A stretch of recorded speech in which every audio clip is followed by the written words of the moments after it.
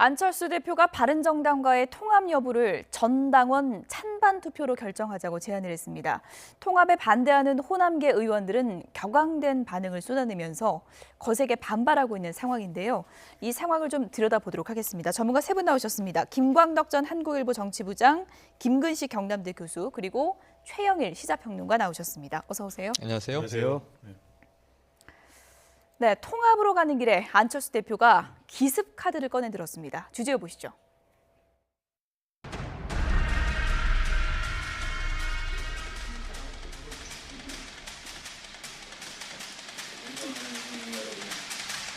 오늘 저는 결연한 각오로 국민의당 당대표 직위와 권한을 모두 걸고 바른정당과의 통합에 대한 전 당원의 의견을 묻고자 합니다.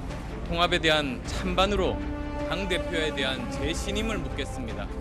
신속한 통합 작업 후 저는 새로운 당의 성공과 새로운 인물 수혈을 위해 백의종군하겠습니다. 백의종군하겠습니다.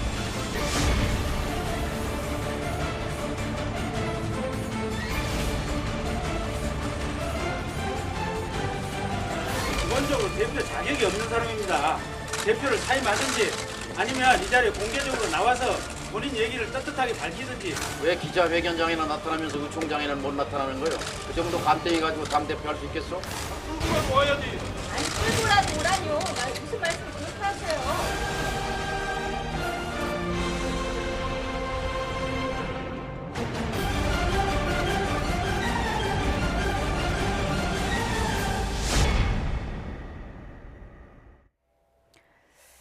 안철수의 승부수가 또 나왔습니다. 어떻습니까? 이것이 좀 유효한 카드가 될 수 있다고 보십니까? 네, 저는 그 현재 국민의당의 위기를 돌파하기 위한 하나의 유효한 카드는 될 수 있다고 봅니다. 그런데 성공 여부는 좀 지켜봐야 될 것 같습니다. 그런데 어쨌든 이렇게 된 거는 뭐냐 하면 안철수 대표가 일종의 뭐 한쪽에서는 도박이라 그러고 한쪽에서는 돌파력이라 그러는데 결국엔 승부수를 띄운 겁니다. 그 이유는 뭐냐 하면 지방선거에 임하는 과정에서 현재 같은 국민의당 지지율 5% 내지 한 7%밖에 안 나오지 않습니까? 이런 바닥 지지율은 선거를 치를 수 없다. 그렇기 때문에 뭔가의 변화를 가야 된다. 그래서 정치판에 뭔가 빅뱅의 계기를 마련하는 방아쇠를 내가 당겨야 되겠다. 그런 차이는 선 것 같고요. 한 가지만 이야기하면 그 연통합이 아니고 연대도 있지 않느냐. 과거에 DJP 연대처럼 그때도 통합은 안 했거든요, 장이. 그래서 내가 그런 이야기를 안철수 측들한테 이야기했더니 뭐라 그러냐면 통합을 안 하고 그렇게 연대하느라고 기다리고 있다가는 그 사이에 바른정당이 어떻게 될지 모른다. 그렇기 때문에 이번 기회에 통합으로 바로 직진하는 게 바람직하다 이런 얘기를 하더라고요. 통합으로 직진한다. 안 대표가 이 시점에서 투표하자 이렇게 기습 기자회견을 한 이 시점을 이 시점으로 정한 건 어떻게 보십니까? 시점이 11시 15분이 기자회견이었어요. 11시도 아니고 11시 반도 아니고. 그러니까 기습적으로 시간을 잡았다는 반증일 것이고 오후 2시에 의총이 예정돼 있었습니다. 어제부터 오늘 오전까지 이 의총이 끝장 토론이 될 것이다. 그럼 안철수 대표의 이제 통합론 이 주장과 반대파의 의견이 어떤 결론으로 갈 것이냐 이 귀추가 주목됐는데 기자회견하고 의총에 나갔단 말이죠. 그래서 기습이라고 우리가 부르는 겁니다. 그래서 일단은 국민들과 전 당원에게 패를 던졌고요. 이제 나갈 사람은 나가라. 오늘 아침 그 이야기에 보면 거취를 결정하라는 이야기가 나오거든요. 통합 반대파들은 나가라. 이 메시지를 같이 날린 거예요. 그렇게 보면 오후에 벌집 쑤신 상황이 될 수밖에 없죠. 그래서 제가 보기엔 적어도 어떻게 되든 이 시나리오대로 가더라도 그래도 의원들과 당 대표가 얼굴 한번 안 만나고 전당원 투표할 수 있겠습니까? 만나야 되거든요. 그럼 서로 이 메시지를 가지고 상대를 설득하기 위한 최대한의 노력을 하고 정치적 명분을 두고 갈라설 때는 갈라쓰더라도 정치권의 이혼이라 함은 우아하게 이혼이 돼야지 막장 드라마가 되면 국민들은 더 외면하게 될 것이다. 국민들을 좀 두려워해야 될 것 같아요. 어쨌든 뭐 이혼 소장을 던졌다 이렇게도 해석할 수 있는 겁니까? 일단은 그 이혼 소장을 공개적으로 승부수를 띄운 거라고 볼 수 있고요. 최평론가님 말씀대로 사실은 통합에 관한 한 달 반 정도부터 이미 국민의당 내에서는 찬반 논란이 있었습니다. 그러니까 의원들과의 상대로 해서 정말 통합의 정당성과 통합의 당위성에 대해서 토론을 했던 작업이 있었는데 그 부분에 대해서 이제 안철수 대표는 오늘 이 승부를 띄운 게 더 이상은 통합에 대한 설득이 의원들을 통해서는 불가능하다고 판단을 내린 것 같아요. 왜냐하면 지난달에 이미 끝장 토론을 위한 의원총회 한번 안철수 대표도 참가를 해서 했었고요. 그러나 이제 평양서만 달렸었던 거고 그 뒤로도 제가 알기로 안철수 대표는 일단 의원들 설득하기 위해서 초선 의원 모임, 재선 의원 모임, 중진 모임, 전직 지도부 모임 지금도 제가 알기로는 시간만 나면 의원들 개별적으로 만나서 면담을 하고 있습니다. 그럼에도 불구하고 통합 찬성파와 반대파가 갈리기 때문에 예. 이제는 의원들을 상대로 해서 통합에 관한 정당성을 설득해서 하나의 일치된 발걸음으로 가기는 쉽지 않겠다. 예. 그렇기 때문에 일단은 당의 주인인 당원들의 의사를 묻는 것으로 정면 돌파하겠다는 지금 생각을 한 것 같고요. 저는 이제 안철수 대표 입장에서는 자기는 할 만큼 했다는 생각인 것 같습니다. 그런데 아까 말씀하신 것처럼 의원총회를 한번 해서 예. 평형성을 확인했고 그다음에 시간이 날 때마다 의원들 모임을 했었고요. 그다음에 했던 게 원외 지역위원장도 모임을 해서 이제 의견을 물었고요. 그다음 어제까지 했던 게 권역별로 돌면서 전 당원 간담회를 통해서 당원들의 의견을 물었거든요. 그 절차를 밟았기 때문에 이제는 당의 명운을 쥔 방향에 대해서는 의원들을 통해서가 아니라 당원들을 통해서 진로를 결정하겠다고 예. 하고 그것의 결과에 따라서 자기가 당대표를 좀 내려놓겠다고 했기 때문에 그동안 정동영 의원이나 등등해서 호남 중진 의원들이 주장했던 게 통합을 추진한 안철수 대표가 재신임을 물어야 된다고 했거든요. 그 재신임을 받겠다는 거거든요. 그러니까 제가 볼 때 지금의 상황이 정면 돌파의 상황이라고 볼 수 있겠습니다. 예. 조금 전에 우아한 이혼도 언급을 하셨는데 지금 이혼을 우아하게 할 수는 없는 상황인 것 같은 게 호남계 의원들 얘기가 아주 험악합니다. 안철수 끌고라도 와라 이런 얘기까지 나오지 않았습니까? 네, 오늘 그 의원총회에 안철수 대표가 불참하지 않았습니까? 그러니까 기습적으로 통합 카드를 내밀면서 예. 의총에 불참한 거는 축구로 말하면 또 옵사이드 전략을 편 거예요. 예. 딱 거기 가지 않음으로 인해서 의총의 김을 빼면서 근데 왜 그러면 안 갔느냐? 의총에서 논의가 본격화되면은 통합 반대론이 커지거든요. 그렇기 때문에 본인이 유리한 전당원 투표라는 거 하면 통합 찬성론이 높게 나올 수 있기 때문에 예. 둘 다 결국엔 공식 절차는 전당대회를 거쳐야 되는데 당원 투표로 먼저 분위기를 잡고 하기 위해서 이렇게 했는데 오늘 거기에서 안 온 거에 대해서 끌고라도 와라. 그다음에 뭐 독재적 발상이다, 뭐 전쟁을 선포한 것이다 이런 식으로 굉장하게 반발하는 목소리가. 예. 그런데 39명 중에 마지막 남은 16명의 의원들이 사실상 대표직 사퇴하라고 의견을 모았는데 그게 공식 의견은 아닙니다. 과반수가 안 예. 되기 때문에. 그래서 그렇기 때문에 통합으로 가든 그럼 이혼을 하든 어떻든 간에 그 사이에 엄청난 장애물 속에서 엄청난 진흙탕 싸움을 하게 될 가능성이 높습니다. 근데 예. 그거 관련해서 의총은요. 본래 의총은 원내대표가 소집하게 돼 있고 원내대표가 개선을 하게 돼 있습니다. 그리고 지금 안철수 대표는 원내대표잖아요. 그러니까 의총이 중요한 현안이면 참석할 수 있지만 예. 반드시 참석에 대한 보장은 없고요. 오늘 예정됐던 의총은 본래 통합 반대파와 통합 참선파 사이에 이제 토론을 하기 위해 했던 거기 때문에 예. 안철수 대표는 이미 통합 찬성에 대한 자기 의견을 밝혔기 때문에 의총에 참석할 의무는 없다고 생각이 들고요. 그런 의미에서 지금 김광덕 부장님께서 말씀하신 것처럼 의총에서의 결정은 구속력은 없습니다. 그리고 예. 남아있는 최초까지 남아있던 의원들이 소수파였기 때문에 지금 의총에서 이야기한 것처럼 자기들이 그럼 의총에서 통합 찬반 여부를 결정하겠다는 것도 제가 볼 때는 조금 오버된 이야기고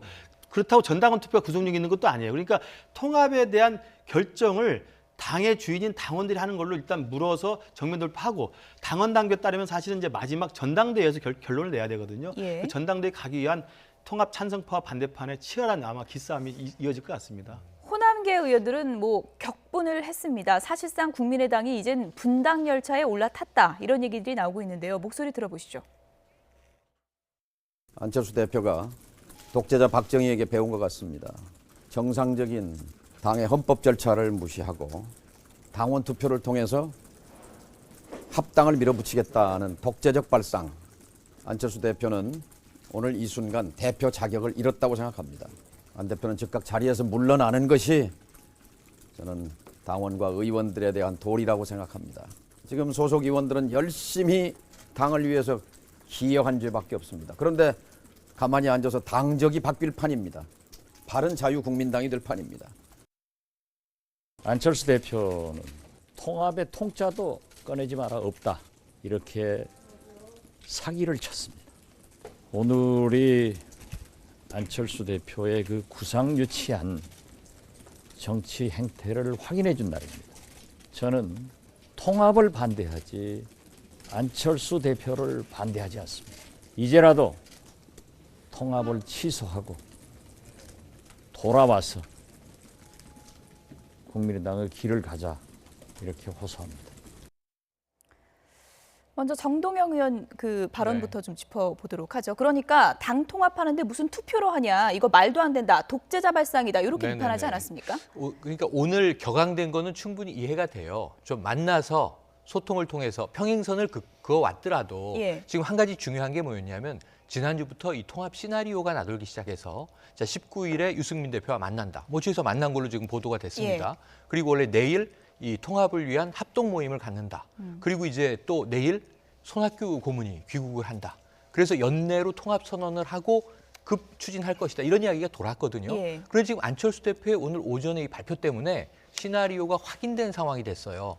그럼 이제 이 대표 얼굴도 못 본 이제 의총의 의원들은 격앙할 만합니다. 예. 끌고라도 와라. 뭐 이것 때문에 내부에서 사실은 저 싸움이 누가 싸우는 거예요? 여야가 싸우는 게 아니잖아요. 타당과 싸우는 게 아니잖아요. 자당 의원들끼리 통합 반대, 통합 찬성 이걸 가지고 싸우고 있는 거잖아요. 예. 이런 상황에서 이제 정동영 의원이 화날 법은 하지만 예. 사실 이 안철수 대표를 독재자라고 부르기에는 너무 힘이 없는 당대표다, 예. 현재. 오히려 리더십이 발휘가 안 되니까 지금 이런 내부 분란이 예. 오랫동안 시끄러운 거 아닙니까? 정리가 칼같이 안 되고 독재자였으면은 통합해! 그럼 통합했겠죠. 그렇죠. 통합 안 돼! 그럼 통합 안 했겠죠. 예. 그래서 지금 독재자는 아닌 게 확실한데 오히려 그 반대로 너무 리더십이 발휘되지 않는 당대표라는 게 또 예. 원내대표라는 게 안철수 대표는 굉장히 서글픈 밤일 것 예. 같습니다. 김구수 교수님, 박지원 의원은 사기를 쳤다 그랬는데 이분이 뭐 사기친다고 당할 분은 아니지 않습니까? 그렇죠. 안철수 대표 자체를 반대하는 건 아니다. 또 이렇게 이제 선을 좀 긋긴 했는데 속내를 어떻게 읽어야 될까요? 본래 박지원 전 대표와 안철수 대표는 지난 대선 때 가장 찰떡궁합을 발휘했던 그렇죠. 두 분입니다. 상황이었잖아요. 그렇습니다. 예. 뭐 상황이라고 비난을 받았었죠. 예. 박지원 전 대표가 안철수 대선 후보를 정말 위해서 열심히 했던 것도 다 알려진 사실이고요. 그러나 이제 바른정당의 통합을 놓고 서로 의견 차이가 있었던 거고 지난달 초에 이 바른정당과의 통합 이야기가 나왔을 때 안철수 대표가 각각의 의원들을 만나서 의견을 묻는 과정에서 이제 박지원 대표는 그때 이미 연대를 통해 보자 일단 연대를 먼저 해보고 정책연대, 선거연대를 해서 그 뒤에 통합을 해보자는 이야기를 안철수 대표가 했던 거고요. 예. 박지원 전 대표는 아마 그런 한 달 반 전의 이야기를 가지고 사기를 쳤다고 그러는데 그 뒤로 안철수 대표의 의견이 계속 변해왔습니다. 예. 선거연대, 정책연대 하는데 결국 통합으로 가는 것이 제3당으로서의 내년 지방선거에서 존재감을 갖는 유일한 방법이다라고 이야기했던 거기 때문에 한 달 반 전에 했던 걸 가지고 사기쳤다고 하는 건 제가 볼 때 조금 경강부회고요. 예. 박지원 대표, 정동영 의원이 나와서 저렇게 이야기하는 것은 제가 충분히 의미가 있다고 생각하고 이유가 있다고 생각하는데 예. 저는 어차피 합당 열차가 지금 떠난 마당에 합당 열차를 탈 거냐 타지 않을 거냐의 문제만 남아있는데 예. 결국은 국민들이 심판할 거라고 생각합니다.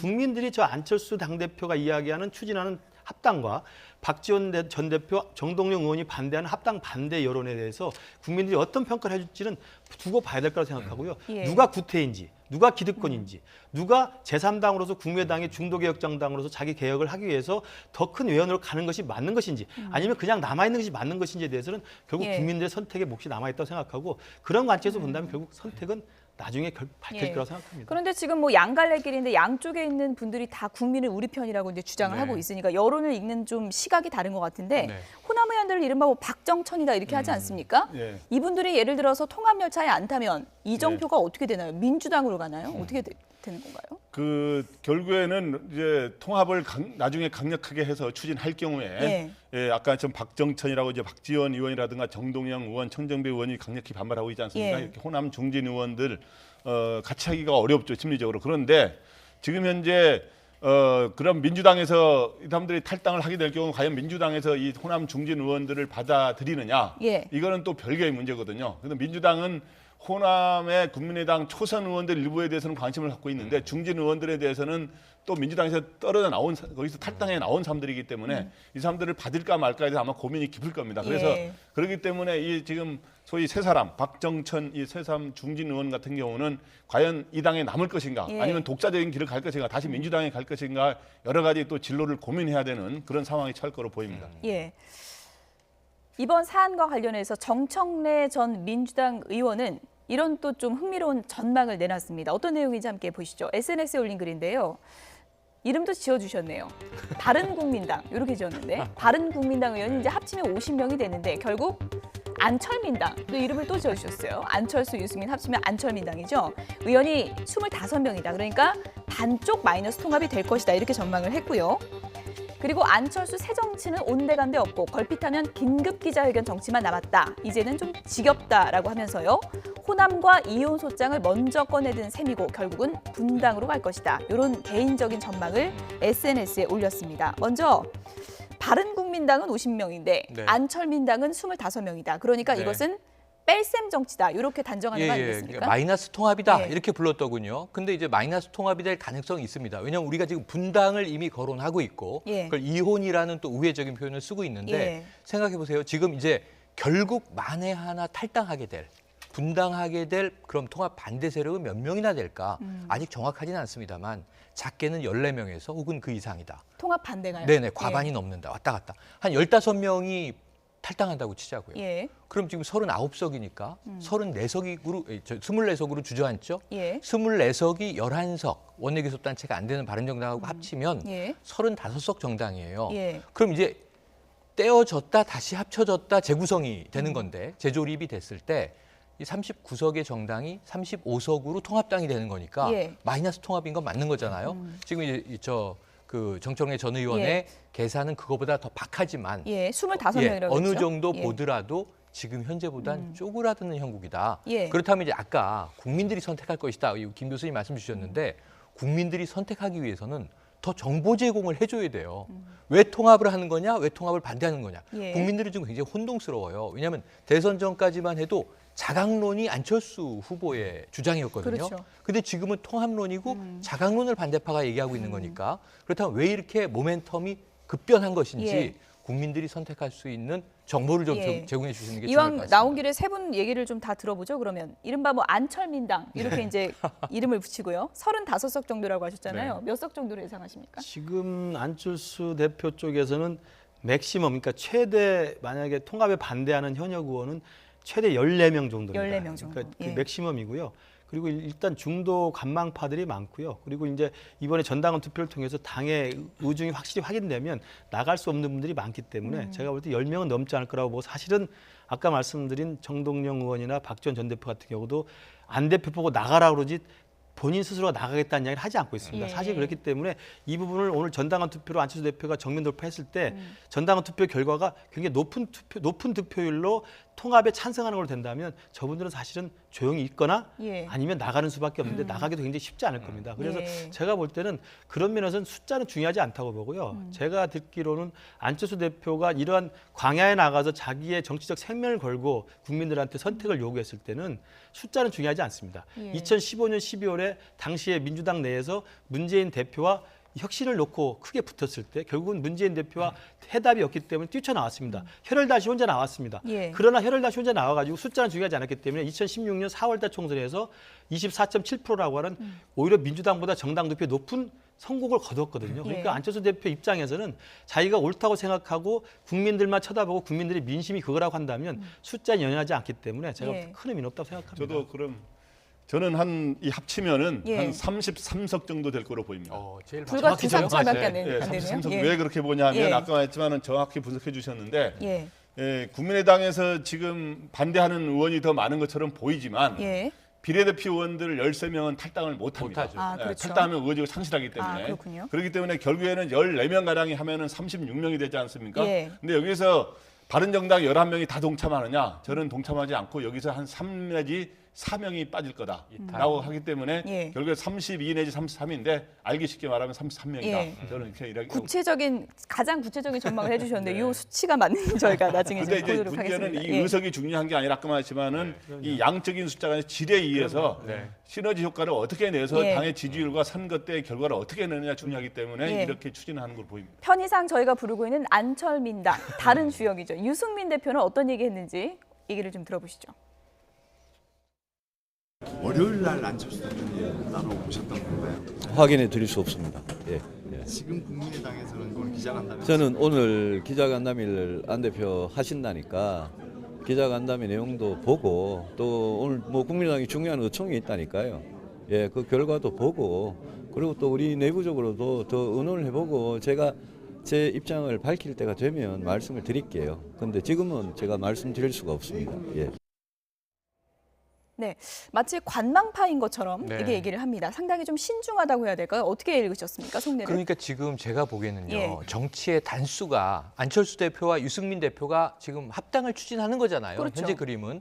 그럼 누가 더 정치 고수냐 측면에서 예. 안철수 대표가 좀 아까 독재자도 아닌데 독재자라고 욕을 먹죠. 예. 리더십 흔들리죠. 그렇죠. 당내에서 치고 올라오죠. 끌고 오라는 격한 얘기도 나오죠. 그러니까 굉장히 안쓰러운 상황인데 혼자 뚜벅뚜벅 가는데 아까 김 교수님 말씀을 들으면서 자 새정치민주연합에서 혼자 당시에 문 대표의 한 거에서 뛰쳐나왔습니다. 당이 만들어졌습니다. 그리고 동지들이 또 따라 나왔죠. 지금 싸우고 있는 그들이 1년여 전엔 동지였던 거예요. 창당을 했잖아요, 그때. 예. 그리고 또 이 뚜벅이 유세해서 대선 때도 뚜벅뚜벅 갔죠. 자꾸 광야로 간다고 본인은 얘기를 하시는데 혼자 하는 게 아닙니다, 정치가. 이런 면에서 지금 유승민 대표는 관망하고 있잖아요. 조용히 지켜보다가 그럼 캐스팅 보트가 어디 있는 거냐면 유승민 대표 손에 있거든요. 만약에 이렇게 당이 다 쪼개지는 상황이 시작을 했는데 그때 또 다른 이슈를 제기하면 완전히 제가 보기에는 코 깨는 거죠. 예. 장사 잘못하는 상황이 될 수 있습니다. 예. 그래서 정말 유승민 대표와 갈라설 수 없는 딜이 끝난 다음에 해야 되는데 안철수 대표가 조금 예. 서두르는 모양새라는 게 조금은 걱정은 되네요. 여러 가지 전망이 나오지만 뭐 커플 목도리도 얼마 전에 두 분이 매셨는데 그렇죠. 목도리 같은 색깔 매도 나중에는 또 깨지는 경우 저희가 좀 여러 번 봤잖아요. 제가 알기로는 예. 안철수 대표와 유승민 대표의 통합에 대한 것은 확고합니다. 예. 다만 통합의 방식, 통합의 시기를 놓고 안철수 대표는 먼저 유승민 대표와 같이 공동으로 통합의 정치적 선언을 하기를 바랬지만 유승민 대표가 아까 말씀하신 것처럼 확인해 줄 수 없다고 그러지만 지금 국민의당 내부의 상황을 보니까 자기도 스스로 먼저 나와서 통합을 선언하기 힘들다는 의견을 전달한 것 같다는 생각이 들고요. 예. 그렇기 때문에 안철수 대표는 지금 우리 최평론가님 말씀하신 것처럼 혼자 그럼 내가 먼저 국민의당 내에서 통합이라는 열차를 일단 출발을 시키겠다. 통합의 열차를 출발시키고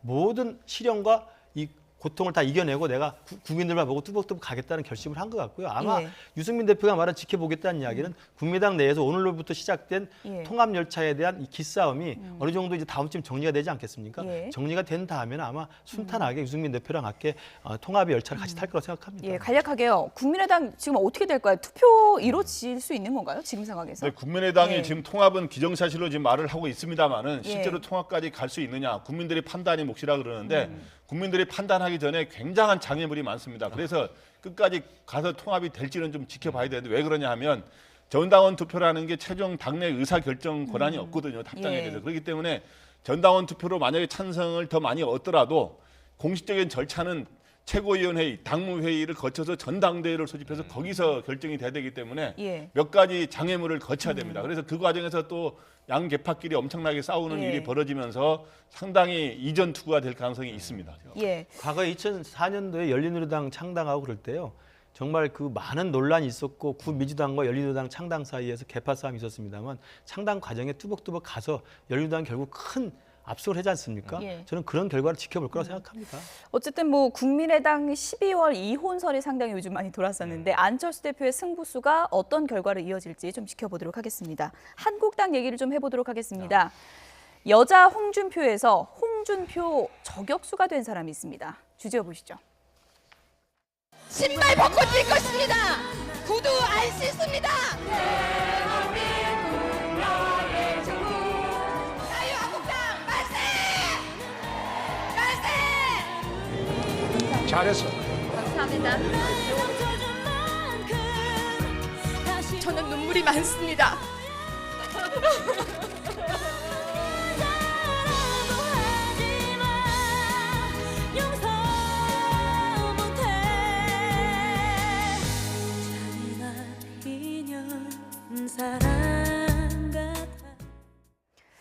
네, 대표님 용서할 수 없습니다라고 이제 저희가 제목을 달아봤는데 유해 최고위원이 또 이제 징계 위기에 놓이게 되지 않았습니까? 네. 이 상황에서 홍준표 저격수로 이제 변신을 한 것 같습니다.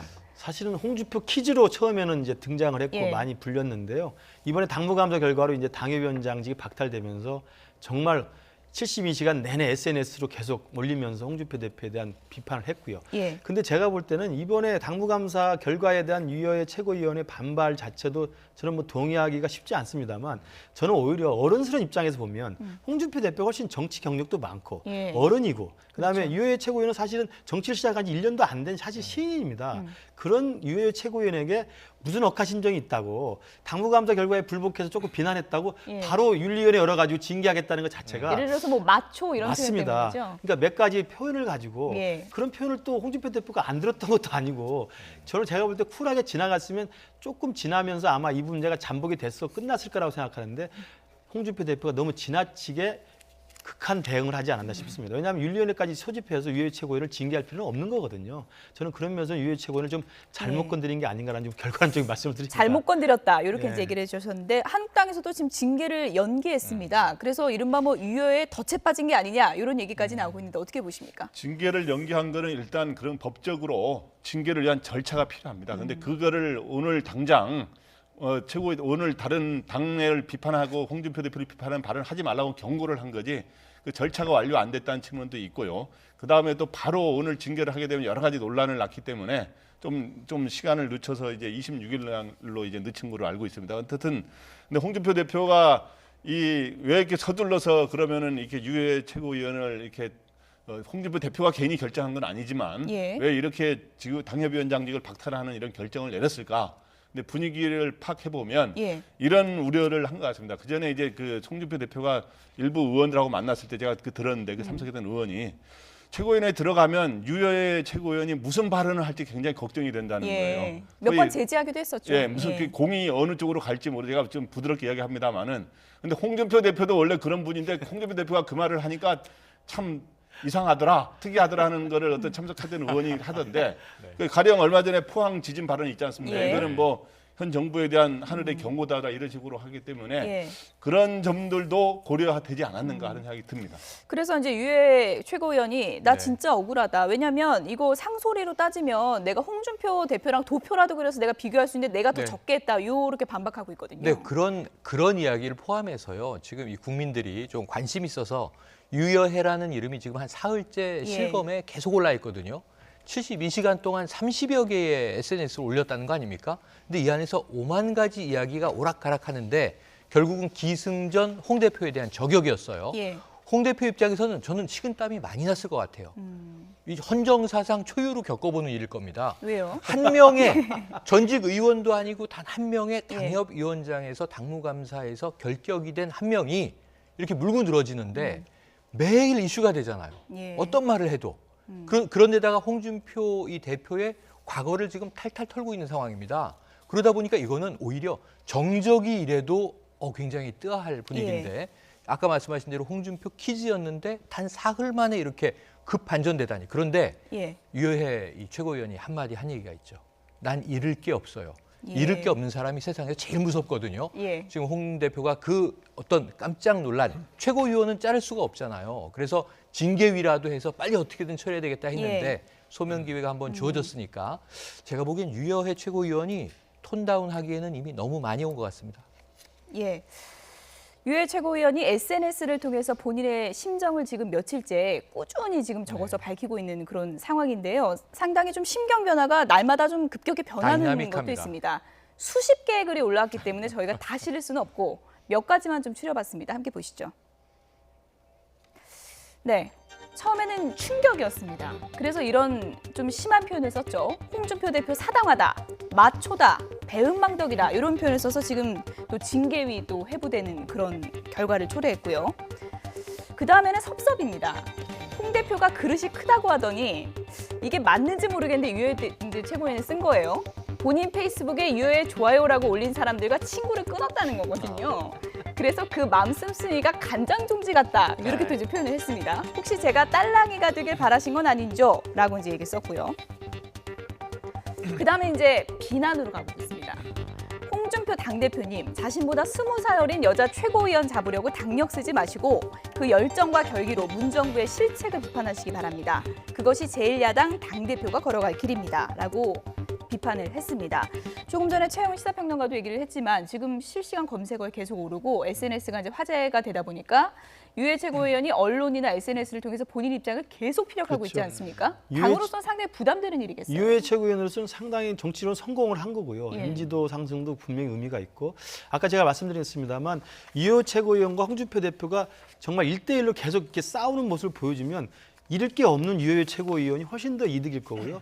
제1야당의 대표 홍준표 대표에서 계속 깊은 수렁으로 빠져들게 되는 거거든요. 저는 그런 면에서는 아까 제가 말씀드린 것처럼 잘못 건드렸다는 말씀을 좀 드리는 거고 홍준표 대표에 대한 아까 말한 충격, 섭섭, 비난으로 계속 가면서 모든 것들을 시시콜콜에 다 꺼내 올려서 SNS에 올리면 예. 홍준표 대표가 사실은 계속 상처를 받을 수밖에 없는 거거든요. 그렇죠. 왜냐하면 최고위원 회의라는 게 공개 회의 때 모두 발언한 다음에 바로 비공개로 들어간 다음에 비공개에서 무슨 말을 오하는지 이후에 최고는 알고 있을 거 아닙니까? 예. 공개되지 않은 내용들. 예. 이런 것까지 다 시시콜콜 올리면 어떡하겠습니까?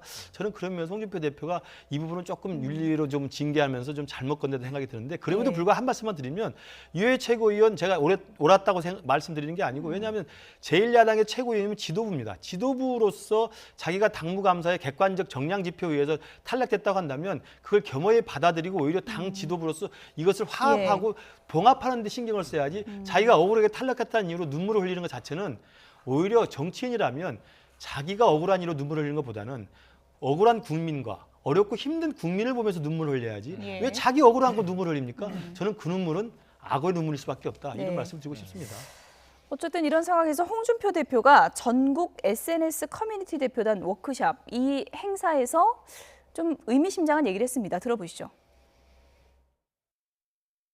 여론조사 기관이 조작된 국민 여론을 언론에 퍼뜨리고 있습니다. 더 이상 이 나라가 괴벨스가 지배하는